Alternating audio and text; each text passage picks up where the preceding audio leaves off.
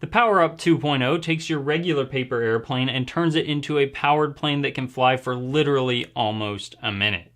It's the perfect product for teachers who are looking for an engaging activity with their students, or for any flight enthusiast over the age of 8. With it, you can learn the basics of aerodynamics through trial and error. Your first flights won't be perfect, but with the right tweaks, you can make this perform beautifully. The POWERUP 2.0 works with many paper airplanes. All you'll need to get started is an 8.5 by 11 or A4 sheet of paper, some tape, and some scissors. And don't worry if you don't know how to fold the paper airplane, because we have plenty of tutorials, either on this channel or in our book. I'll even leave a card in the top right corner if you'd like to watch one now. Once you've finished folding your paper airplane, it's time to attach the module. Simply locate the clips on the bottom of the module and slide the nose of your plane into them.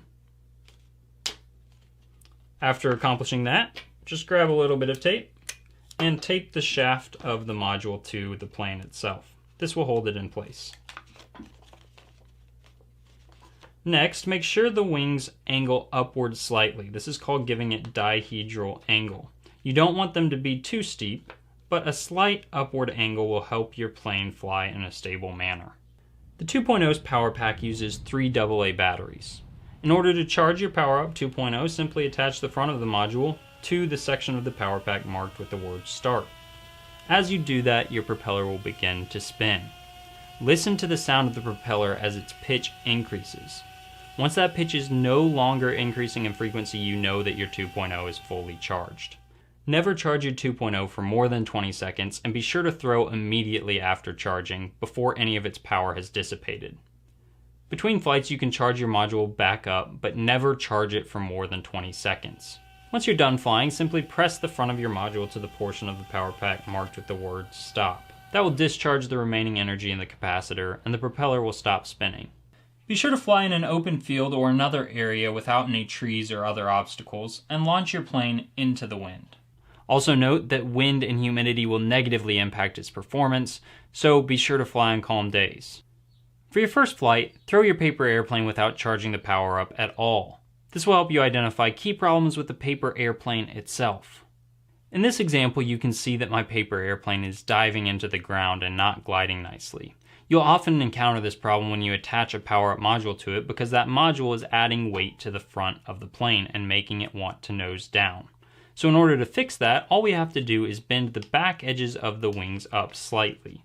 This is called giving a plane up elevator, and will help to address that nose down tendency of the plane. So let's see, after making that change, if we've improved at all. Okay, so you can see that our paper airplane is flying quite a bit better now, so we're ready to move to the next step, where we're going to charge the POWERUP 2.0 slightly before launching the plane.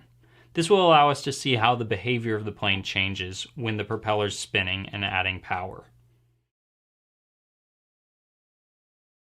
Okay, so as you saw, once I charged up the POWERUP module slightly and threw my plane, it was wanting to turn to the left from my perspective.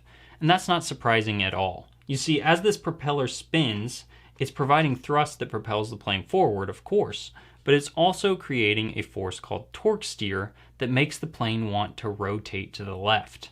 So, in order to compensate for that, we need to provide right rudder.